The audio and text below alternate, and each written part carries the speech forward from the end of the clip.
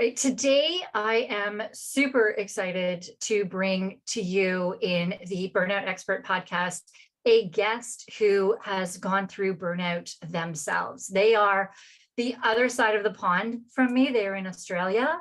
We are speaking with Simon, who is a husband and a father. He is based in Queensland in the Sunshine Coast. And he is also the host of the Mindful Men podcast. I highly recommend that you listen to it. I've been listening to a couple of episodes before Simon came on today, and I do know that many of you in my audience will definitely benefit from his podcast. He is the founder of Mindful Men, and which is a therapy practice that is dedicated to men's health and well-being. Simon's passion for mental health does come from living with obsessive-compulsive disorder, depression, anxiety, and burnout throughout the last 30 years. 2023 marks 11 years since Simon first opened up about his mental illness, and he's started to his healing journey in like 11 years ago when he first started opening up. In 2021, Simon established Mindful Men's social media. So you guys definitely have to check that out. And he is sharing all of his lived experiences of mental illness to really inspire others, let you know that you're not alone, and let you know how to navigate it. So with that being said, thank you so much for being here today, Simon. Andy, thanks so much for having me on. Really excited to be here and share my story, and hopefully it help somebody out there who's listening to maybe check in with themselves and get help if they need to. So yeah, really excited to be here. Absolutely. So let's dive in. If you would like, I will give you complete stage and you can let everybody know your burnout story. Yeah, absolutely. And feel free to chime in as well. Sometimes it's nice to have a chat about mental health and what it looks like in all its glory. But I'll paint a bit of a picture because it is a long story. So I'll try and be as short as possible. So we're talking about middle of 2020. COVID had, running rampant across the world. And we were right in the middle of our first COVID lockdown. So in Australia, we had a lot of lockdowns and they would go for 4, 5, 6 months, depending on where you were in Australia. And what a lockdown means for anybody who didn't experience a lockdown was basically you had to stay at home. Yeah. And you had to work from home. If you had kids that were school age, you had to try and help them do their study as well. We weren't in that boat. My wife and I, we had a brand new bub. So our daughter was born in the 2019 December. And we also had a toddler. He was 3, 4 years old at the time. So my wife was doing that kind of, looking after the kids, and I was working a full-time job online. So we moved to Zoom pretty much. And I was also studying a part-time master's degree in social work as well. In the midst of all that, we were, not exercising as much as we used to. So the gyms had closed. So I'd stopped going to the gym. Trying to do a bit of running and walking around our local park because we're allowed to go to the local park and do that kind of thing. But I also discovered this, or I was experiencing this mysterious back pain that I couldn't quite put my finger on. I put it down to a dodgy lounge room chair that I was using as a makeshift office. But I went to do all the scans and X-rays, and the specialist couldn't identify what it was. And it's interesting because when I did recover from burnout several months later, the back pain disappeared. So this was my first introduction, I guess, into the physical being impacted by the mental aspects of us as well. So that's kind of painting the picture of what I was doing in that particular, moment in time. So the middle of 2020. And as you alluded to, I've got 30 years lived experience of mental illness as well. So I've lived with obsessive-compulsive disorder since I was 8 years old. Lots of different, times of depression and anxiety comes along with that as well. And so I was also trying to manage this during COVID lockdowns. And I remember at one point, we'd watch the daily news updates of COVID and the Premier, and then the Prime Minister would also be telling us, these are the daily deaths, these are the daily hospitalizations. This is what you can do, this is what you can't do. And it was like a yo-yo. So we'd have different levels of lockdown as well. So, going from, you can go 10 kilometers from your house to 5 kilometers. You can only go to the shops to do this. And it's interesting. I'm not sure if you saw it on the news over there, but Australia had a toilet paper shortage during COVID. Everyone was hoarding We did toilet here too. paper. And water bottles. Yeah, all that type of stuff. And I remember one day I went to 5 different grocery stores, and this is unheard of in Australia, 5 different grocery stores to find some toilet paper. And I came home with some boxes of tissues and some wet wipes and so forth. So it was an interesting time. And it got to a point, just for my own mental health, that I had to turn off the TV and not tune into the daily updates, and just try to navigate lockdown without any outside influences as well. So it was a pretty full on time. But burnout for me isn't just a reflection on COVID. It's a reflection on probably the 30 years prior to that as well. Because for anyone who's not familiar with burnout, it is a slow, long process of getting to burnout. It's like burning the candles for years, and or at least months. It's not something that just pops up and you're burnt out. It happens over a long time. I guess a lot of people think about burnout as a workplace issue, and a lot of my burnout was related to work. So, I'm not a first responder or anything like that. I worked 15 years in the public service. So I had a white collar job. And my last job in the public service before I started Mindful Men was working in what's called the National Disability Insurance Scheme here over in Australia. And it's essentially a welfare type, program where people like myself would press approve on people's disability funding so that they can then go and access disability supports, whether it's in-home supports or therapy supports or wheelchairs, beds, whatever it is. And it was a high key performance indicator environment, so high KPI environment. We had to do a lot of work in short periods of time and repetitively. So it was like a conveyor belt of public service work. You press approve on one thing, the next thing would be there waiting for you to start working on it. And so you never really had a reprieve.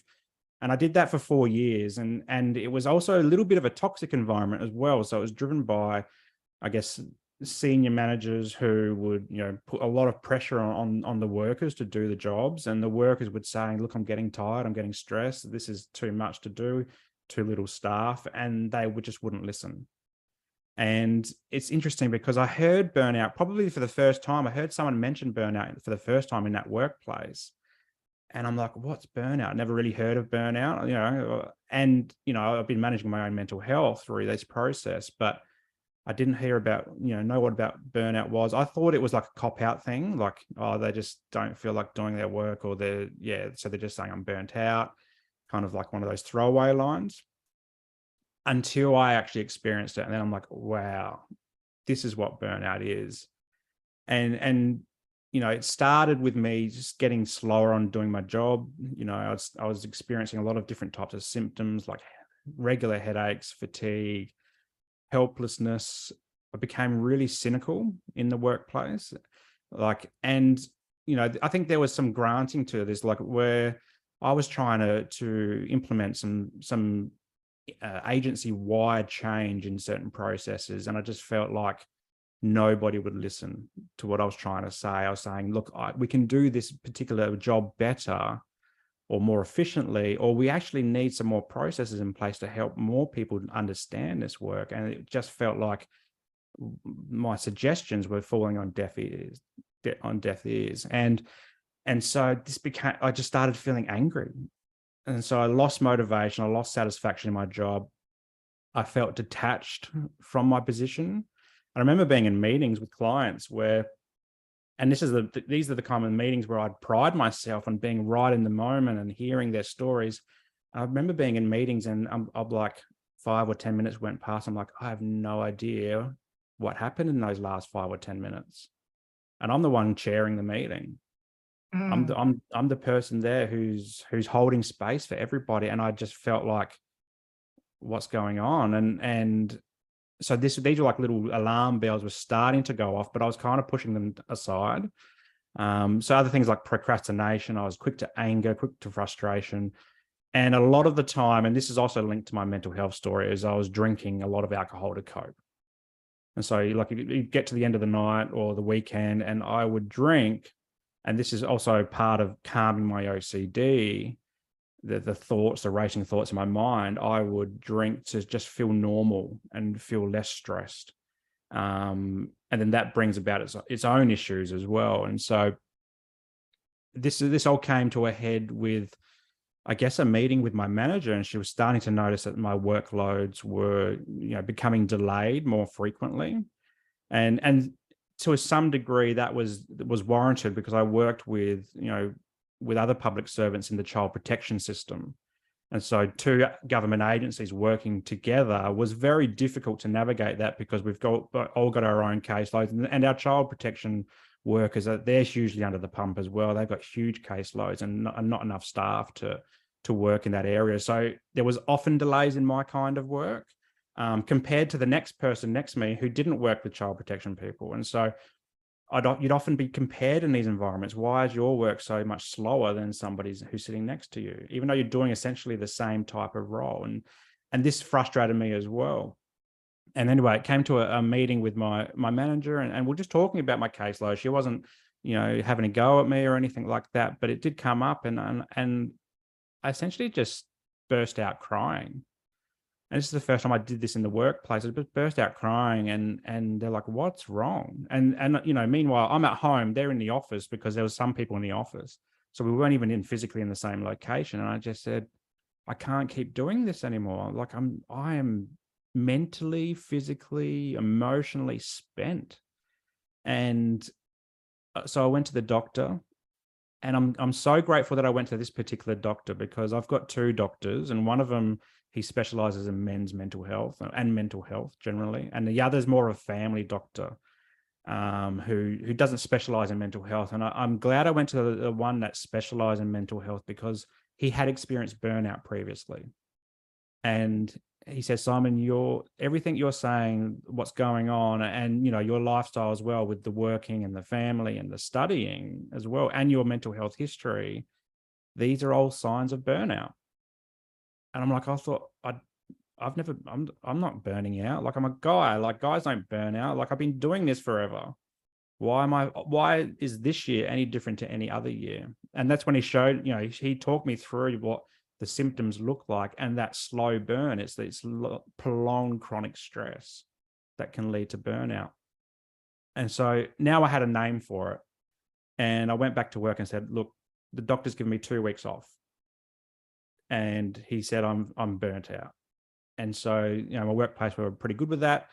Fortunately, because I had a 15-year career, I had a lot of sick leave available to me that had been banking and banking and banking. So I took that 2 weeks.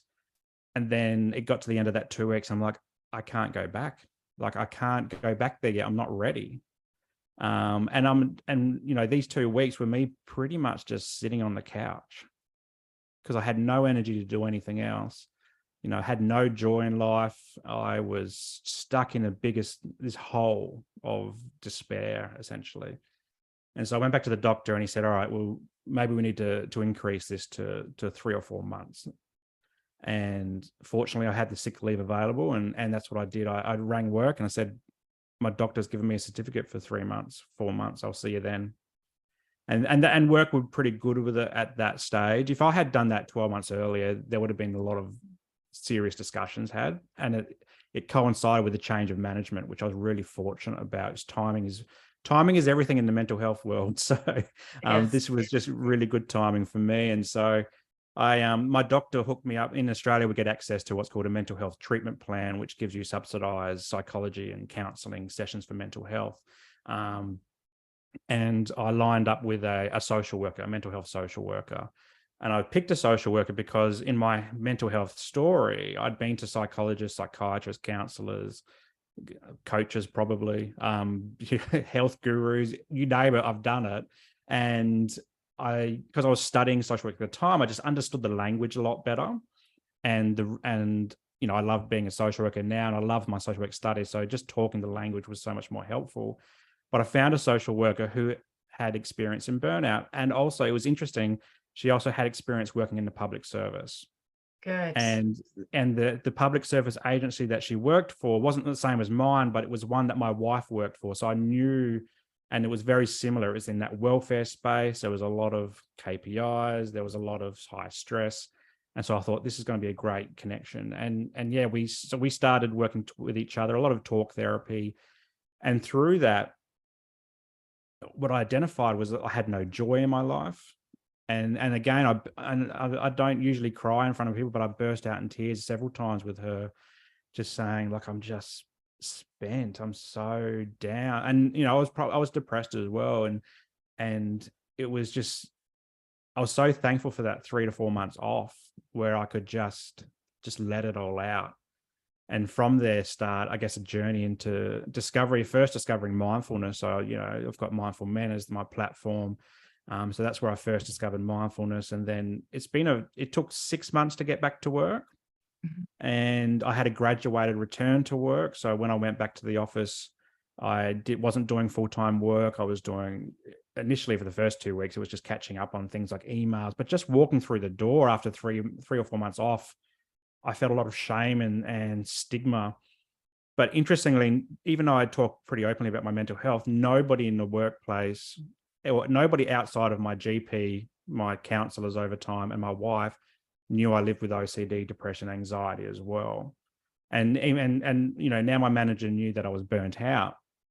But as part of my recovery from work, you know, going back to work, I felt this need to share my story.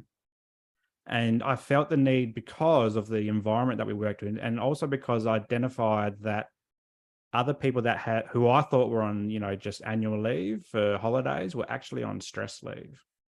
And I wanted to share my story, but to show them this is what burnout is. This is what this is what burnout looks like in our workplace.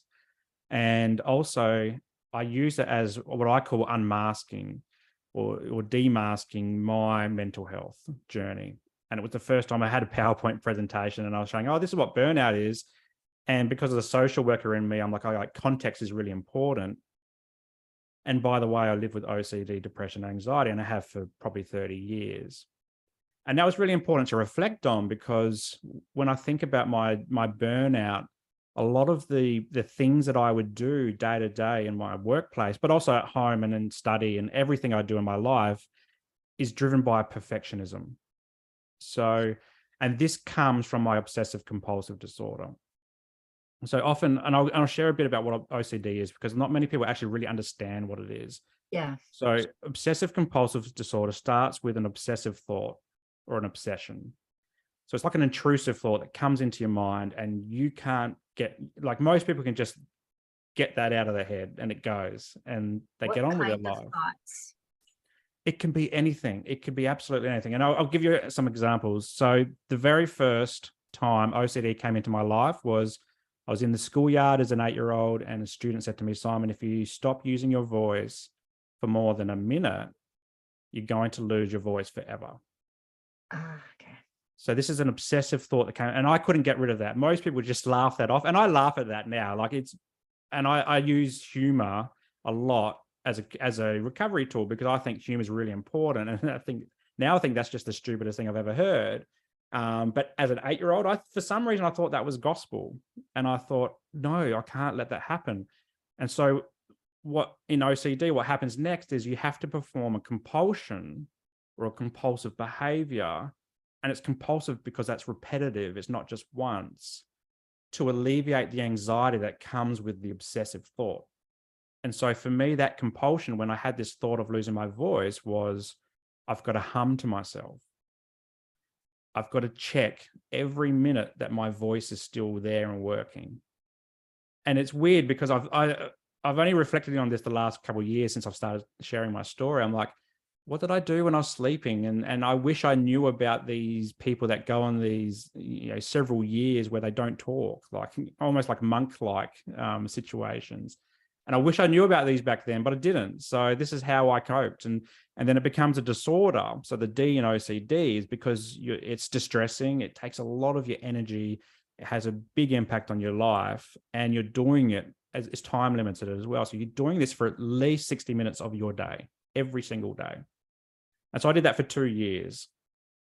And then fast forward to when I was about 13 or 14, mum and dad separated and I left with mum. and me and my little brother, I've got three brothers, we went with mum, and I became the man of the house. And so in that environment, I felt this need to constantly check for our safety and security. And so every night I would go around and lock all the house, windows, doors. I would touch things to make sure that they were just right. And this just right is really important because it leads to perfectionism. Everything has to be perfect. So I've got to go around, and if I touch a door and I push on that door and it makes the right sound, like the right click or the right thud, then I feel comfortable and I can move on from that door. But if it doesn't, I'll be checking and checking and checking and checking until I get that just right moment. Same with like the drapes and the windows, they had to be pulled just right so that there couldn't be a small gap that someone could see inside of our house when we're at nighttime. And the fear, the obsessive thought was someone was going to break in, someone was going to steal our stuff, which we didn't have much stuff, or they're going to kidnap us, or they're going to murder us. And this is the northern suburbs of Adelaide I'm talking about in South Australia. It is, there are pockets of dangerous areas, but it's not like other areas in the world. Like Australia's quite a safe place to that degree. Mm-hmm. And so, but this is in my head, I felt like it was the worst place in the world. It was the most dangerous place in the world. And this was going to happen every single night. And then there are a couple of examples of the obsessive thoughts and then the compulsive behaviors that over the years, over 30 years, have evolved and evolved and evolved. And I still do those checking behaviors today, like the doors and the windows and all that. I don't do it as much as I did when I was 13, 14. That was for seriously every night for 3 to 4 hours. Oh, wow. In the dark, and nobody would know. Mum didn't know, my brother didn't know. And I was just doing this every night for the good part of, probably 10 years I was doing that in silence. But fast forward to when I was 28, and my now wife essentially gave me an ultimatum. I was drinking too much. I was miserable at work.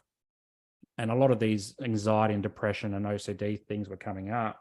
And she said, you've got to go get help. You've got to go talk to someone because you're not the person that I fell in love with. And you essentially got to get out. And that's when I thought, you know what, I've been living with this for 20 years, these issues. I felt like it was finally my time to go, yeah, you're right. For the years before that, I was deflecting and I was saying, no, you're the issue. Maybe you need to go get help. I'm okay.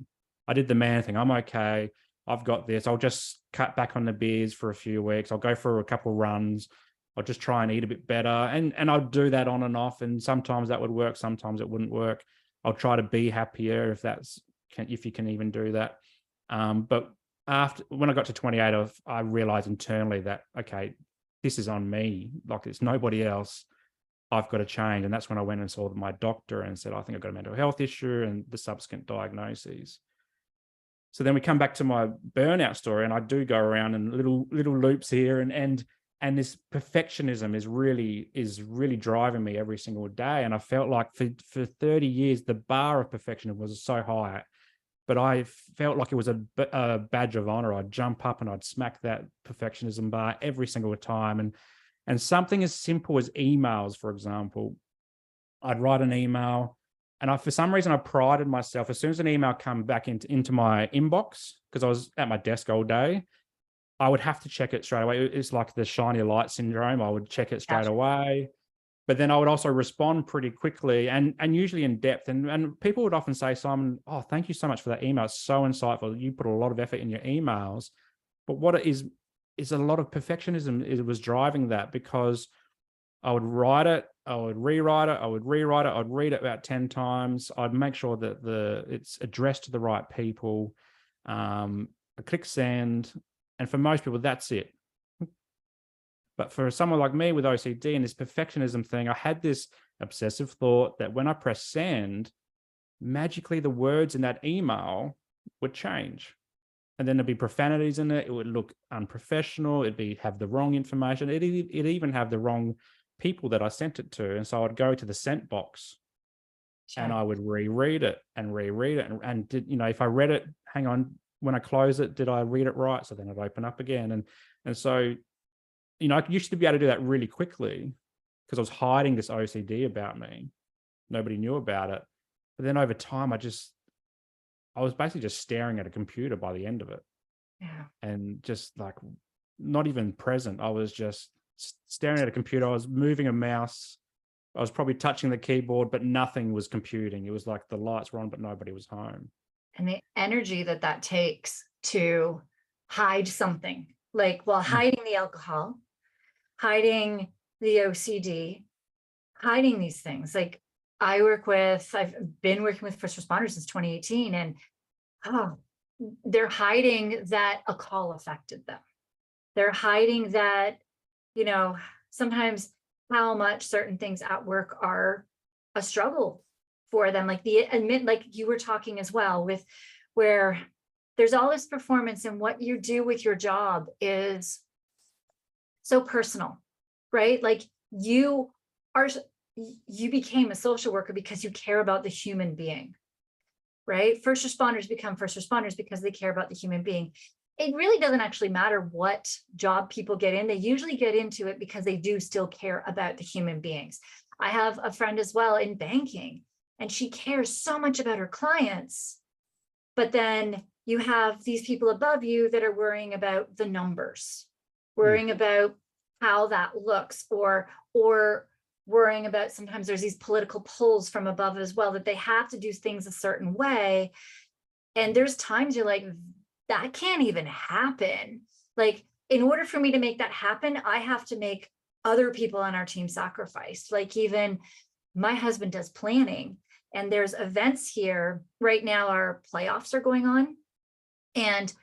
But when he's doing parades or just regular events that are around, they quite often, because of the political pull of the people doing these events, aren't accepting that they don't have enough officers to cover all of these man points, that somebody from above calls somebody from above, and then he's told, you have to take other guys. He has to take guys off the street when we're already short-staffed. That all of these, it emotionally plays on you. Like, all of this stuff really does take its toll. So you were saying that you went into work and you did this presentation with them, and you owned up to the OCD, you owned up to the depression and the anxiety, and you owned up to the burnout. And what was the reaction? So many people come up to me afterwards, and I did this in my immediate office, but then we had a footprint that expanded to a couple other offices, within an hour's drive of us, or so, 2 hours drive. And so many people would touch base after me and say, Simon, didn't realize you're going through that. And then they were asking about the OCD and the depression. And some people were like, oh, now I understand why you say things the way you say things, or do things the way you do things. But a few people said, Simon, this burnout thing, I'm experiencing the same. Yeah. And the first thing I would say is, go see your GP. Because so you were the first in the office. Were you the first in the office to say, like, hey, but really dive in to let other people know? To the big extent, to that big extent. Other people, and this is where I said, before I said other people I thought were on annual leave for holidays, they came to me afterwards and said, I was burnt out. I was on sick leave. Mm-hmm. And so I'm like, it was so much bigger. And then it's interesting because at the same time, we were going through, the end of one election cycle, and then they were coming into a new election, and we went from Liberals to Labor. And during that period, there was a lot more of union involvement in our workplace, because all of a sudden there was these spot fires across Australia of people just like me burning out, high turnover of staff, and staff, satisfaction across the board was through the floor. Like, it was just terrible. And so more and more people, not because of my story, but more and more people, I think across the country, through also that union process, was saying, I'm burnt out. We're doing too much work with too few staff. And to the point where, similar to what you were saying, is if someone was sick and in their calendar was 3 or 4 meetings with clients so that they can get their disability funding, if someone was sick, some of them would come to work still, because they were so worried about having to offload their work to somebody else who was also under the pump as well. Or you'd have people in the office going, oh, I can't take on any more work. So you'd have managers walking around saying, who can take this job? Who can take this job? And some people will then start to do, and this is where some people like me, I'm like, yeah, I can't. I didn't tell them why initially, but other people were like, oh yeah, I'll do it. I'll do it. And then you get this comparison in the office. Oh, Simon's not pulling his weight. Yeah. And internally I'm going, oh, I can't, I'm holding on for dear life as it is. But the person next to me might go, oh yeah, I'll do it. And then this competition starts in the workplace, not necessarily a competition of who's better or not, but internally in your mind, you start dividing and conquering, and you're going, who's my safe people? Who can I vent to? Who can I not talk to? And stuff like that. And for a lot of the time you're hiding. Now the alcohol thing is an interesting one because I didn't necessarily hide it. I just did it for different reasons than what people thought. So when we'd have a work function, and then this is where OCD, plays on my mind as well, is you would have a work function. I would be the guy that would drink way too much, but I would be really jovial, really happy, really different person to I am when I'm sitting at my desk. Very quiet, reserved person. So they're almost to the point where and I'd start dancing, and I was one of those drunks essentially. Yeah. Happy drunk. And people would go, oh, Simon, you're so much fun, like when you've had a few drinks. And so that would encourage me. But drinking culture in Australia is deeply ingrained. It starts from when you're 16. We can legally drink from 18 and so forth. And so this is for a long time I've been doing this. Yeah. And I think a lot of the time it was me trying to feel normal, trying to slow this, but also slow the thoughts in my mind, but also feel normal, and then also feel like I can socialize. Because over the years, I've become more and more socially, quiet or reserved, not as extroverted as I used to be. I'm more of an introvert. That's the word I'm looking for. And so at work functions, I would do this. And then literally the day after that, and my wife would see it coming a million miles away. She said, you're thinking about this, aren't you? And so what I would do, the obsessive thought would come in my mind. Did I say something that offended someone? Did I do something that offended someone? Am I going to get called into the senior manager's office on Monday morning and just get ripped into? And I had this overwhelming fear of this. I had this overwhelming fear of not conforming to what the workplace or society thinks that someone of my stature should do. And so I would obsessively, that was the obsessive thought. And then the compulsive act was the compulsive replaying in my head what happened at the night, to the point where reality became distorted and I didn't know what actually happened, what was truth, what was real, what was just my mind. Because the more and more you replay something in your head, it's kind of like the old VHS tapes. The more and more you replay them, then eventually they stop working. Or they crack. And so you get these distorted thoughts in my mind. But then a Monday would come and nothing would happen. Yeah. And this is the thing with OCD, is it tells you have to do these things because these obsessive thoughts will come true. 100% will come true. They have never come true. Right. And then that is one of the things that precipitated to your burnout. Yeah. So when you were recovering from your burnout, you said that you were 5-6 months at home, and your wife is also on mat leave at this time. And so you have 2 small kids at home. Yeah. Now, for those that are listening, it's like, how did that work? Because many people are thinking, I can't take this time off because my spouse needs this help, which they do. I have 2 kids myself. It's hard as heck. You need that reprieve and stuff. But if you're not able to give that reprieve and able to help, how did that work? How was it? Like, sure, there were some really tough days between you and your wife because you didn't have anything in your tank. How did that look, and how did you get out of that? Yeah, it's an interesting time because it just coincided with my social work study. I was studying at night time, studying on weekends, pretty much outside of work. That's what I was doing, and it was putting a lot of pressure on my wife to look after the kids and manage the household. And I'm trying to lock myself in this very room, with my earphones on, trying to block out the world so I can focus. And it was taking me longer and longer to study because I was so burnt out. The brain But it fog. just coincided with a gap in my study where, because I was studying part-time over, this degree while I was working full-time.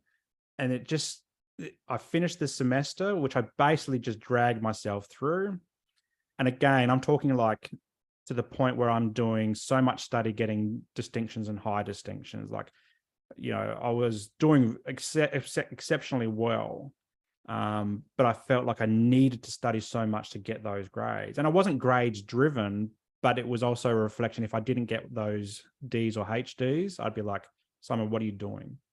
Mm. And so it just coincided with a gap. So I had a 6-month gap where I didn't have to study that next semester, which was fantastic. So that kind of alleviated the stress of studying. But each day we had to take each day as it came. And so there was counseling involved. So I went to see the social worker, and that was an ongoing process every fortnight, pretty much throughout that period. I had to, there was days where it was fine, but there was other days where I had to do, you have to be a parent and you have to be a partner. So I had to get myself off the couch and do things. But what I was doing is finding with working with the kids is, and it was still COVID as well. So, we came out of lockdown, then we went back into lockdown. So this was like a lot of fluctuation happening. But I found when I just started working with mindfulness and I started to discover things like being in the moment, being grounded in the moment, I had these little pockets of joy, which I'd for a long time hadn't had.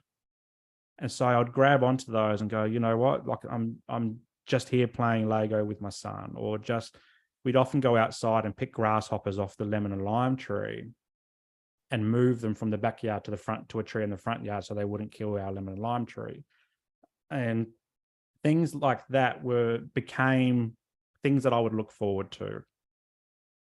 Or going for a walk with changing my music from heavy metal if I'm feeling angry to just something calming like Jack Johnson, acoustic, slow, things like that. But a lot of it was day by day. And my wife, she's an amazing person.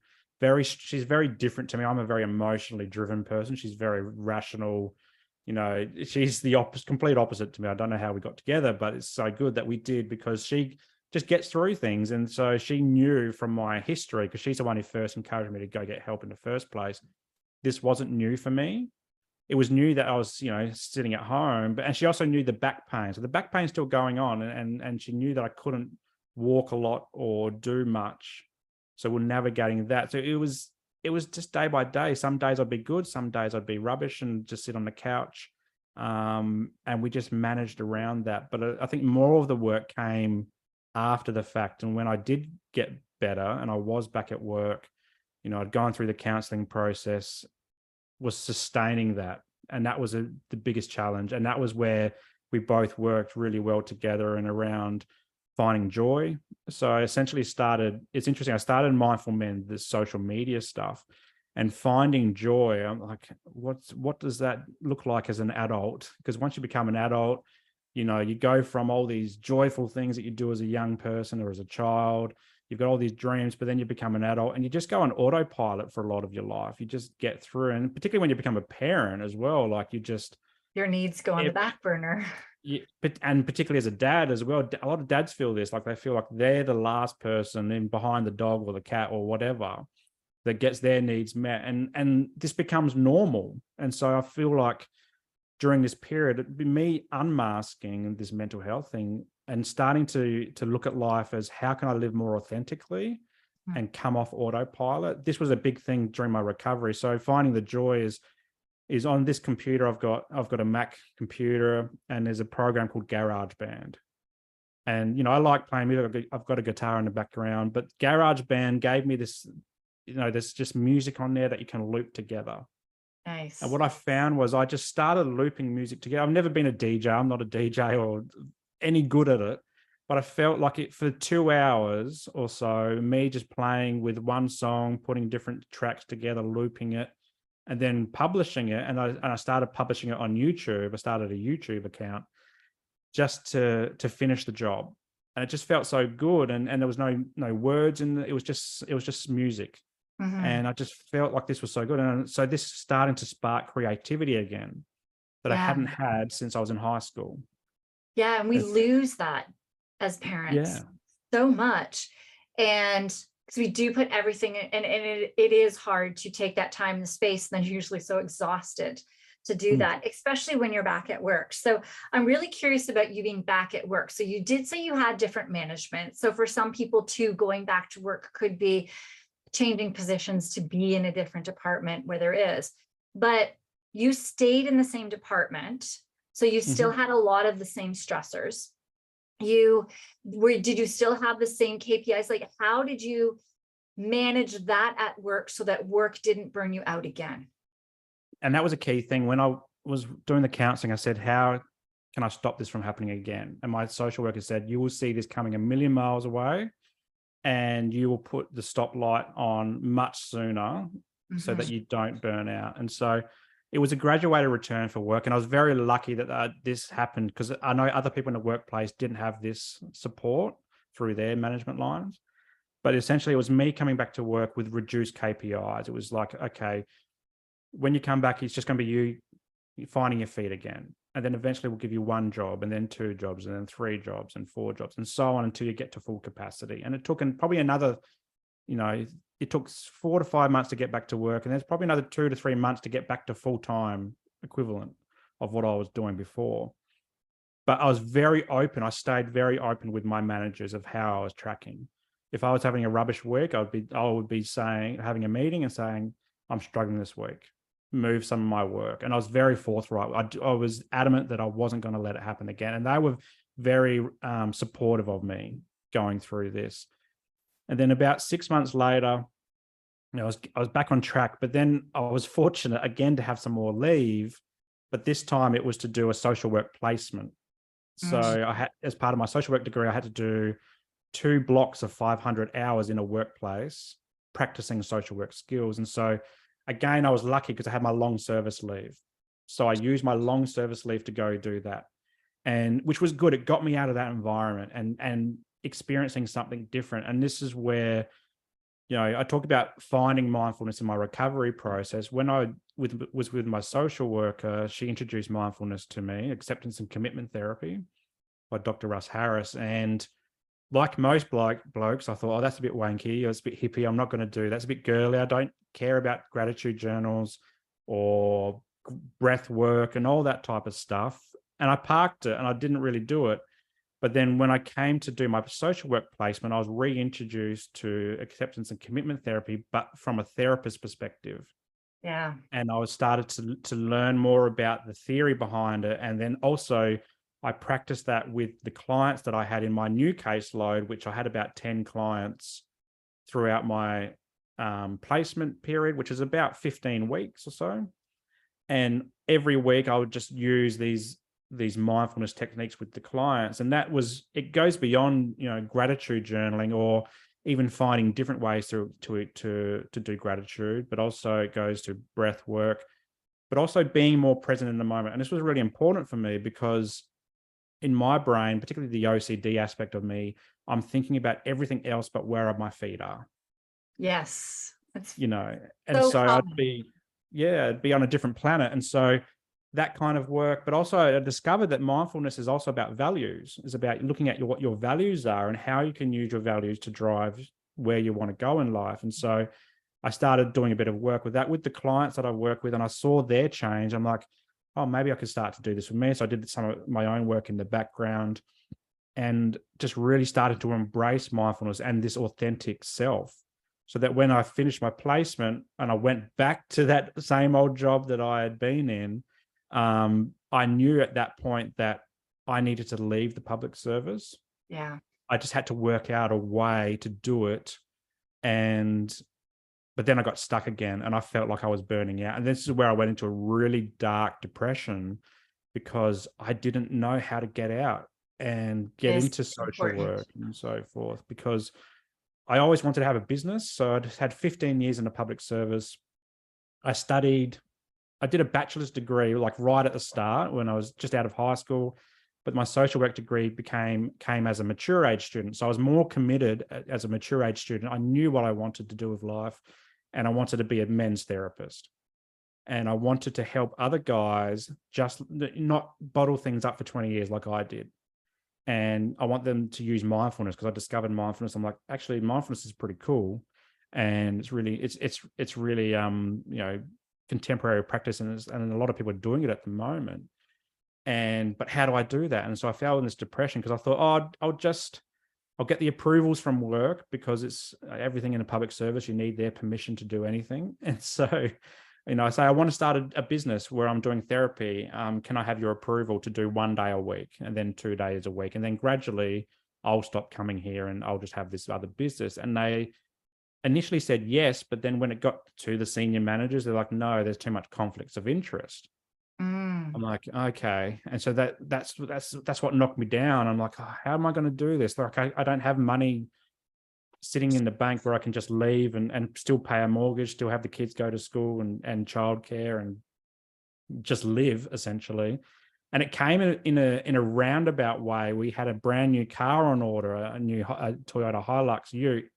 And because of COVID, everything was taking longer to get shipped into Australia. And so what we thought was a 6-month wait was actually turning into a 9 or a 12 or 18-month period.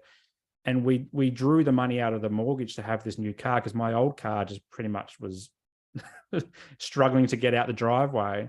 And I said to my wife, why don't we just take the deposit back for the new car, a 60,000 car or whatever it was, and spend half of that on a secondhand car, and then put the other half into me starting this business. You found a way. That would be the mortgage repayments. And surprisingly, my wife is usually the one to reject all my ideas, because she's got the rational head on her, but she's like, let's do it. And I'm like, what? So essentially I took a bit more leave from work and just trying to get through the depression, and because I was having a lot of suicidal ideation as well as part of this. And then when I came good, I did it. And during that time I was trying to set up the website for my business and get policies and processes in place so that I could start work and start advertising. And then I had a phone call with my boss, my managers, and I basically said, I can't come anymore. I'm going to go do this now. And they were so happy for me. This was finding me joy again. And I made this step. So now, since August last year, I've been doing the therapy practice, Mindful Men. And I've never done a business before, and I'm finding my feet finally. And it's interesting, because of burnout, I think I'm now in a place where I'm living more authentically. I'm using mindfulness regularly, both with my clients, but for myself as well. I don't see it as a wanky, girly, hippie thing. And now I'm supporting guys every single week in the work that I do to live more authentically themselves as well. And so it's been an interesting draw. It's amazing where I'm at the moment, but compare it to only a couple of years ago when I burnt out. I don't think if burnout didn't happen, I don't know if I'd be here doing what I do now. And even, as you said earlier, having the Mindful Men podcast and sharing the stories, I see so much value now in just sharing these stories across the world, because it could be someone listening who, like me, bottled things up for 20 years and has never got help. And hearing my story, or the stories that I have of the guests that I have on my show as well, it just hopefully inspires them to open up and start, come off of autopilot and into a more authentic life.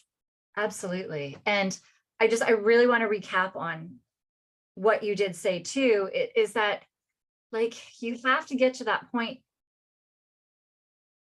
I want to rephrase that, because I don't like that sentence. It's not that you have to get to that point in burnout. Most people wait until they get to that point in burnout. And so you and I are here really trying our best to let people know of the signs, so they don't have to wait to where you and I got to before everything crashed. Like, my moods were all over the place. I was struggling to handle things with the kids. I am surprised my husband is still married to me. I mean, he's the most amazing man, but he couldn't look at me some days and smile because it was smiling the wrong way. And it is just amazing what the points we get to until we're ready to make changes. And there's that fear as well. I mean, you worked in public service, which I'm not sure about Australia, but I'm going to make an assumption that it's similar to here, where you have a pension, that if you leave that, you're leaving 15 years of a pension built up, which is scary as heck. And that comfort of knowing you have this comfort in knowing how you already know the bad, you already know the chaos of the job, you already know the bad parts, you know that you have kind of built enough walls up to be able to barely survive, but you know how to barely survive in that environment, that it is scary as heck to take that leap to get out of a place that you're comfortable in. Discomfort sucks. And you just, with so many, taking that leap, or even, I wouldn't even tell people to take the leap first. I would say try to get out of burnout first, because you may find that joy again for your job. And you may find that some of that was the burnout and all of the hormones, the anxiety, the depression, all of those things that come along with burnout, because the hormones being off and your body being so dysregulated that you're so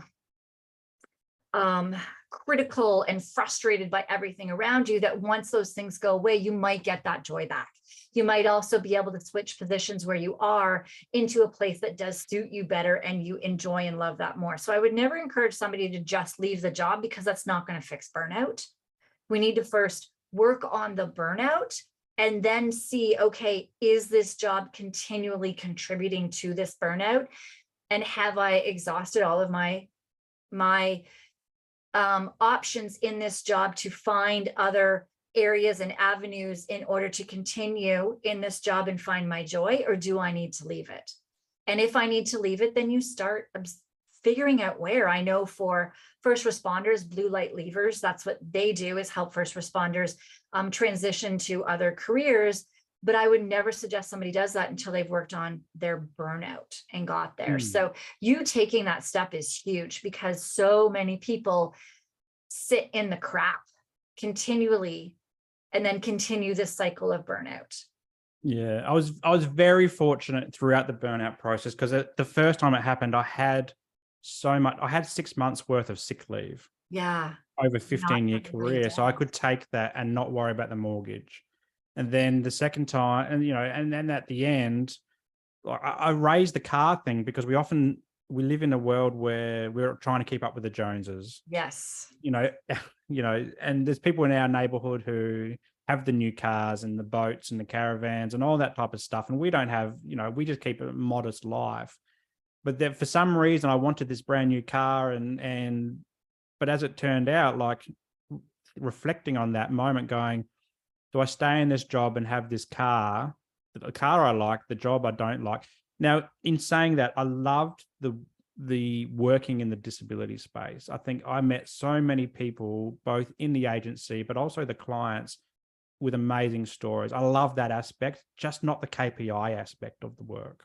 Yeah. And the systems internally that was so rigid, you couldn't change them. And that's the aspect of the work I like. The people I loved, because like the stories I heard were just amazing. And it goes right back to the start where you talk about, I became a social worker because I love helping people. In that job, I wasn't a social worker. I was a student social worker, but a 15-year career in the public service. I still loved, that human side of it. And I think that's what got me so down, was that I could see improvements where improvements could be made, but nobody wanted to come along for the ride with me. But coming back to the car is like, I'm like, why do I need this consumerist thing? Like, why do I care if I've got a brand new car? I've been driving around this beat up old Corolla for years. Like, why now does it matter? And it's so fortunate that I had the money there. Yeah. I mean, we did draw it from the mortgage, but I had the money there to pay the mortgage while I got a secondhand car and started the business. Now, as a business owner, then fast forward a few months into the end of last year, and the clients weren't coming in. I thought, I do men's mental health. Everyone says that this is so needed. Yes. I thought as soon as I would do a few Facebook ads or Google ads, the phone would be ringing off the hook. Didn't happen. And so I spent months just, scratching my head. I was probably focusing on different things that I shouldn't have focused on. Like, instead of networking, I was focusing more on what I was doing in the back end of my business, which doesn't lead to clients coming through the door. I thought it did. But then what I was doing at the end of last year, I was podcasting a lot. And I'm a podcaster myself. I've got the Monthly Men podcast, but I was podcasting a lot, I think, as a way of trying to build brand recognition. I thought I'd get on as many podcasts as possible. I'd record as many as possible. I've got all this downtime. But what was happening is I was burning out again. And I was trying to build up the clientele. I was trying to do the podcast, trying to do all the social. I was trying to do it all as a new business owner. The shiny parts was starting to rub off. And I felt like I was burning out again, to a point where I canceled probably 30 podcasts, either me as a guest or me as a host. And I recognized that was me going, I'm putting up the brakes now before I hit burnout again, because now I'm a business owner. I'm the only one in my business. If I don't go to work, I don't get paid. I don't have sick leave anymore. I don't have annual leave. I don't have the long service leave. I have nothing. So I'm now in a place where I have to actively manage my well-being. And it's interesting because when I did that, when I told all these people that I couldn't do these episodes, I was very upfront and saying, I'm having a mental health situation at the moment. Mm-hmm. And I'd never done that before. And I think this is me being more authentic with my life and going, you know what? I'm not going to hide this. I'm not just going to say I'm busy or something's come up. I'm going to say I'm struggling with my mental health. This is the whole purpose of Mindful Men, is to be open about our mental health. And the feedback and all the responses I got was saying, Simon, thanks so much. I'm so glad you're taking time for you, and I wish you all the well. And no, not one person said, had a go at me saying, maybe one person, but that's life. But I think that shows in itself, if as guys, and also when I did that presentation back at work, it was like, as guys, we bottle things up because we feel a lot of shame and stigma around talking about our mental health. We're ingrained socially.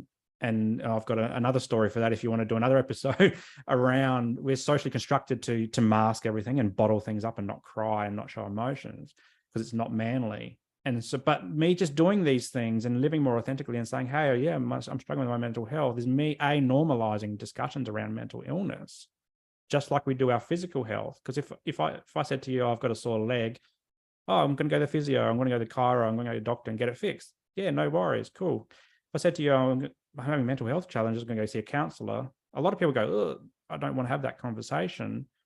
But the more we talk about it, like on a podcast or in our day-to-day life, the more normal it feels. And then the more normal it feels, the less shame and stigma there is around mental health discussions. And so now I just do it. Like if I'm struggling, I'll just say, hey, I'm not coming to this because I'm not feeling great mentally. Yeah. And owning up to it. So from what I'm hearing and what you said as well, though, is you did realize that your job was a big contributor to your burnout, but transitioning to another career, one that you love, one that you have way more control over, did not mean that there were no more risks to your burnout. Mm-hmm. It means that you still have habits. You still have different personality traits. Many of us that do get into burnout are very goal oriented. We really love to push. We set the bar high for ourselves. That even if you are going to transition to another career, don't go into that blindly. Go into that understanding that you are going to have certain traits that you're going to have to notice in yourself, certain habits that you do in order to make sure that you're not repeating some of the patterns that happened in your prior career in order to decrease and mitigate your burnout. But burnout is, because of our personalities, I think it's going to be a lifelong process. I know for me as well, exactly what you're saying with podcast interviews. Where I found you was from a link on a Facebook group, and I have so many podcast interviews booked right now, but I started saying, oh my gosh, so many people are booking in, that I started booking people in June and July now, and I'm only doing one day a month. So I'm like, nope, one day a month, getting them in, and I've got my podcast interviews for the whole month done in that day. Whereas what I did this month was I put them all over the place. They're all over the map. And I'm like, ooh, this is going to burn me out. So once we see things, we have to make those decisions. Once we see that things are affecting our family. And as you're saying with therapy as well, I have one of my kids with anxiety, perfectionism, all of that. Like, he is in therapy because of his perfectionism is through the roof. And he has these rage outbursts and anger, which have so decreased with his therapy. It's been amazing. And my other child is the one that everybody's like, oh, we love having him around. He's this, like, right. But he's starting with therapy this summer. And I've talked to him. I'm like, look, there's no real big issues that we see in you right now, but I want you to develop a relationship with a therapist, because me as a parent, I'm going to do the best that I can, but I'm still going to make mistakes. And I want you to have a therapist around when I make mistakes, or when other people, you experience things with other people as you're growing up and you're going through puberty and all of these things, that you have somebody that you know that you can go to. So you're not spending, like for you, 20 years, I was almost 30 years in between my burnouts. You're not spending so much time struggling in between, that you actually have somebody to go to. Yeah. And it's so interesting, the difference in mental states as well. Cause I'm like, what do you think of that? And he's like, Mommy, you have so many great ideas. And I'm like, it was not the reaction I was expecting, but it's so amazing how therapy is becoming just a regular word for our kids. And for us in our generation, it's so not that it's this shame stigma, but it's like, it is a piece of that puzzle when it comes to burnout. Like, yeah. I loved how you said around taking different personalities, because the OCD in my life is perfectionism. It's everything getting just right. And so what I've done is, through my social work degree, they always say, oh, what's your practice framework? What's the underlying thing that makes you as a social worker? And during my social work, I discovered this concept around called wabi-sabi, and it's the beauty and imperfection. And so even with my psychologist, when I was going through that dark depression just before I started Mindful Man, he said, Simon, with your perfectionism, you have to learn how to fail and what it feels like, because my whole life is driven by doing things perfectly so I don't get in trouble, or so that bad things don't happen. And so I'm really embracing, particularly in my business, this concept around wabi-sabi, and that there is beauty in imperfection. And in fact, it's a good thing for things to be imperfect. So wherever I get the opportunity, and this includes my social media and all that, and the podcasts and everything, is, you know what, if it's not 100%, it's okay. The world's not going to crumble, because when I keep trying to make everything 100%, that's when my world crumbles. Yeah. So yeah. Yeah. And I've learned as well with my son that I have to vocalize my failures, vocalize my mistakes, because he somehow doesn't see that my husband or I ever make mistakes. So I have to say, oh, guess what I did today? And I have to own up to it in front of my kids and make sure that he's seeing that I'm failing and I'm making a mistake in things as well. And what I'm doing to fix that or correct it or work on it, or I'm just like, whatever, just to let them go. Amazing. Well, Simon, this has been such a great conversation. I'm so grateful. Before we go, I'm going to ask you one question, but before I ask you the question, how can people find you? Yeah, so I'm pretty active on social media. So I'm on pretty much most social media platforms under Mindful Men. mindfulmen.oz is generally how I put that to differentiate me from every other mindful man in the world. But yeah, primarily my website as well. So it's www.mindful-man.com.au. That links to my social media. That links to the Mindful Men podcast as well. But it also, for Australian-based people who are interested in working with me, they can access information about my therapy services there. But I do primarily only work in Australia. But yeah, the social media and the podcast is with guests across the world, just like yourself. And I think it's amazing talking to people across the world. And it's interesting how, even though we're separated by vast seas or vast land, that our stories are very similar. Yeah. And I've talked to people from all over the world around things like OCD, depression, burnout, addiction, all that type of stuff. But there's very similar stories in everybody's, journeys, which is really cool to hear, but also to project to the world and show everyone that they don't have to live in silence. Because for me, and many people who live with mental health issues, they think that the only person in the world experiencing that particular issue, like burnout, for example, when you go through burnout, you feel like nobody's ever experienced all this stuff before, but so many people have. So vocalizing it, I guess, increases awareness, but also increases this knowledge that we're not alone and that there is help out there as well. Amazing. Yeah. So we will put all of the links of your social media down below. And I was going to ask you, but I think you may have answered it just now. But if you want to add to that, I was just going to ask you, like, what advice do you have for somebody that is in burnout? If you're in burnout, I think I always love this Tony Robbins quote. It's like, change happens when the pain of staying the same is greater than the pain of change. So whether it's burnout or any mental health situation, or not even a mental health situation, it could be a relationship issue, substance addiction, anything, disability. It's just when you have that light bulb moment, you go, you know what, I can't keep doing this.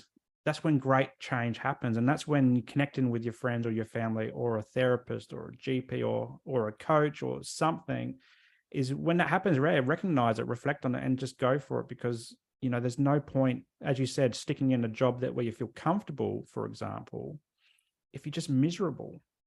So it's looking at the options, looking at yourself first, going, okay, how can I improve my position at the moment? Is it through better self-care? Is it through therapy? For some people, it's medication.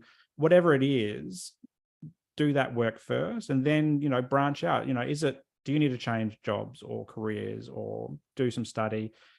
Do you just need a vacation? Some people just need to get away. When's the last time you did that? And we've had a lot of turmoil from COVID the last couple of years. That's now eased. The world's open again. And so I think it's just around recognizing that need to change when it happens, and then, exploring it, as we've talked about, exploring what that looks like in a rational way, not just jumping headfirst into something different. You've got to actually think about it and put the two, points together.